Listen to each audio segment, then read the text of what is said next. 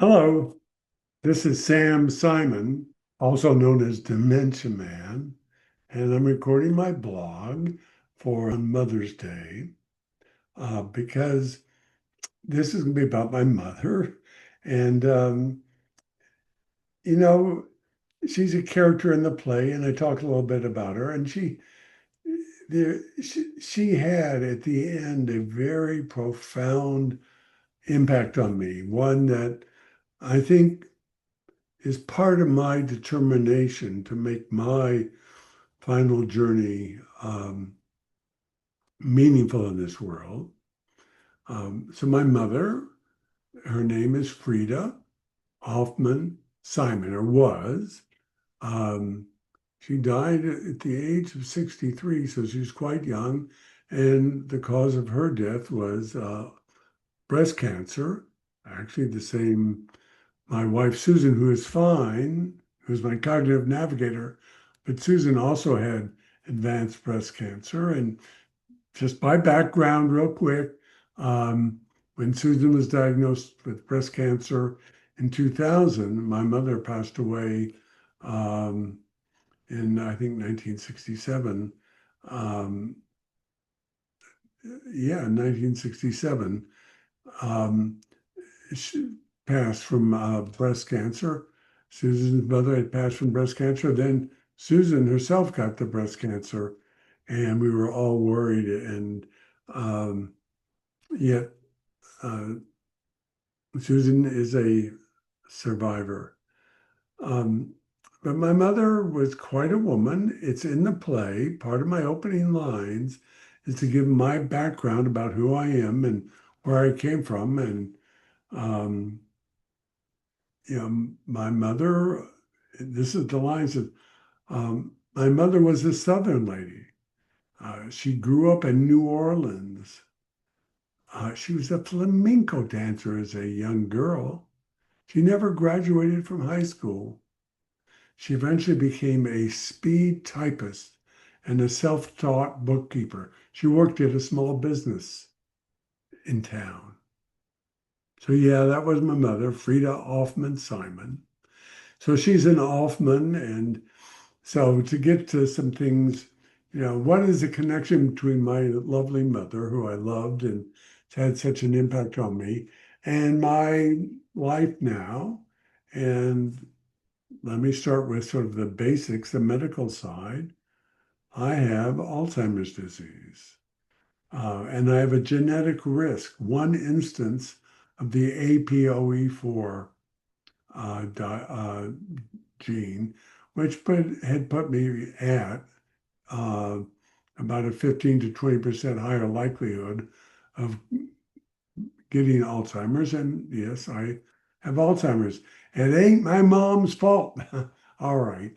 It isn't her sign of the family, I'm pretty sure, because I found my grandmother on my father's side came from a family, their name, I don't want to use their names, but that side of the family I've been in touch with, they have a ton of Alzheimer's on their side. And so the likelihood is my one instance of Alzheimer's gene, the APOE4 gene, came from my grandmother on my father's side of the family. So it wasn't my mom's fault. Um, my mom was a Southern lady, and she was a speed typist. She would sit at a. She had a manual typewriter, and she could do probably close to 100 words a minute. By the time we were in high school, she would often type our papers for us. Why? Well, I was dysgraphic as a young man, and I'm even worse. At least when, the cursive writing, the very beautiful, I just can't do it very well. I was never been a good penman, didn't have good penmanship. And in the fourth grade, in Basita grade school, I got kept back at the end of about once a week. I had to stay back after school and practice the cursive writing on the blackboard for an hour. because my handwriting was so bad. So learning how to type and having my mother type my work was really helpful. So now I go through high school. Um, I go through college rather. I'm doing really well in school, and I've been typing on a manual typewriter, getting ready to go to law school. We decide I should get a Selectric, an IBM Selectric. They just came on the market, and Susan and I decided that I would do best if I could do it. We could barely afford it. We had to borrow money to buy it. And we went to Austin. I went to Austin University of Texas Law School at Austin, and I had one of the first ever Selectric typewriters. So here are the things that it did for me. First of all, I would type other people's papers for money, $1 a page. And but I think it was $1 a page, $1.50 a page. But I made several $100s a week doing that. And that back in that day, 1970, 75, 74, yeah, well, 1970, 73, it helped us get through law school a bit. Yeah, and it helped me study. I could read other people's work around things I'm doing, and it really was helpful. Um, and yeah, this being a speed typist has always been very helpful to me. I do it at work, and I do it now when I'm on the computer all the time. Um, then my mom, besides helping me become a speed typist, got sick. I think I mentioned she had breast cancer. And we were now living in the Washington, D.C. area, and had been moved up. She had been through a lot of a treatment, and we took her to Mayo Clinic to see what they could do, and they said there was nothing to do. And the time came, and this is the important part. She was in George Washington University Hospital here.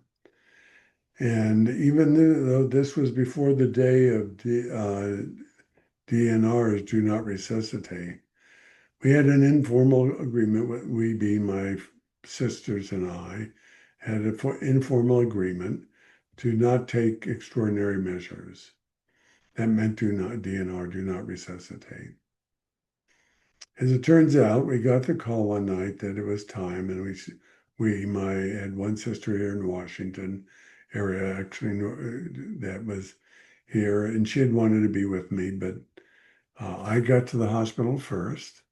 My sister said, I understood it, that something went wrong and she couldn't get to the hospital in time. I was the only one in the room and two nurses.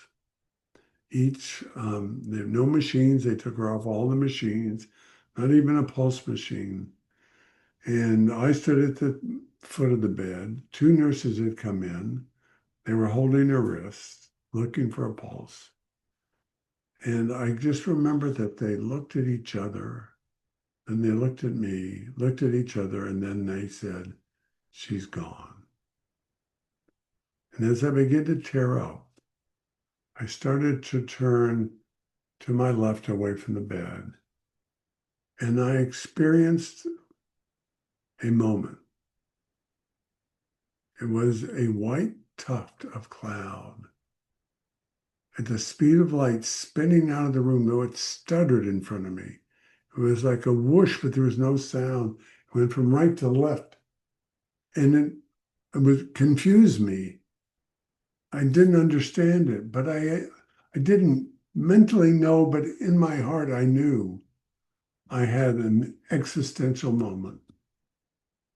That was in some way, I have no other, it was my life, what my mother's life force. Is that a soul? Is that the divine in each of us? I don't know. But it bothered me so much that I eventually, it was almost 4 years later, I talked to a psychiatrist about it.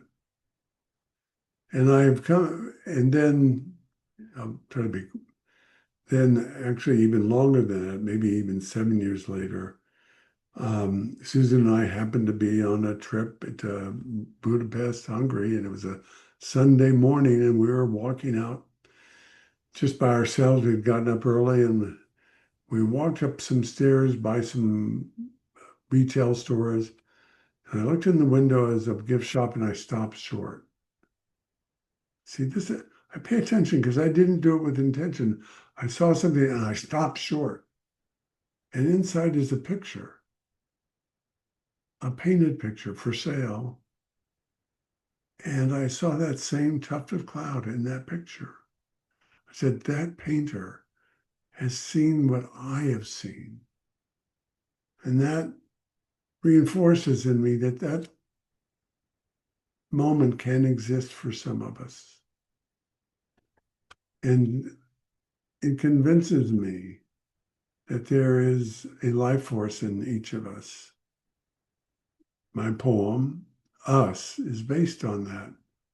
It's when I thought I was going to lose Susan to her breast cancer, and I wrote, life exists in each of us as a form of the divine, a tangible essence of who we are. I love you simply awakens the us in you and me. But it's that tuft that I believe that exists in each of us. And I also believe that love, at least some level of love, and I believe that's level with my wife, Susan, now 59 years, 8 months, and um, 12, 13 days, um, that we share that breath. We are an equal half of each other. It's what love really means. And so I'm so grateful for to my mother for letting me see her, to experience her. What greater? I think there was something, I think there has to be almost an intention in the nature of that soul, the things that we don't understand. I believe there is a level of understanding and existence beyond human everyday experiences that periodically, rarely, in extraordinary moments, there are many, many stories out there and books about people who have um, extraordinary moments uh, like that. And I think that that's what love really means. And so now Susan and I get to go through this part of my life as my beingness is slowly changing and going to be leaving me, though it could be other things. I am 80. Good news. Oh God, I shouldn't do this. I'm going to do it anyway. I had colonoscopy and it was fine. I don't have to have them anymore. I don't have colon cancer. But I'm just, I'm so grateful to my mother, the ultimate gift that has affected me and how I live and see the world and see the divine in each of us, and encourages me to be there and stay around and be as much a positive, share these stories and my love for her, for the world, and determination to live the best life as somebody with Alzheimer's as the world has ever seen. So thank you for listening. I love your mom, if you can hear me now, and happy Mother's Day to every mother. And you too can be part of my journey. Go to DimentiaDemand.com. We're about to launch our end of the year, fiscal year campaign. So we're looking for all the support we can get. All the gifts to us are tax deductible. So thank you very much.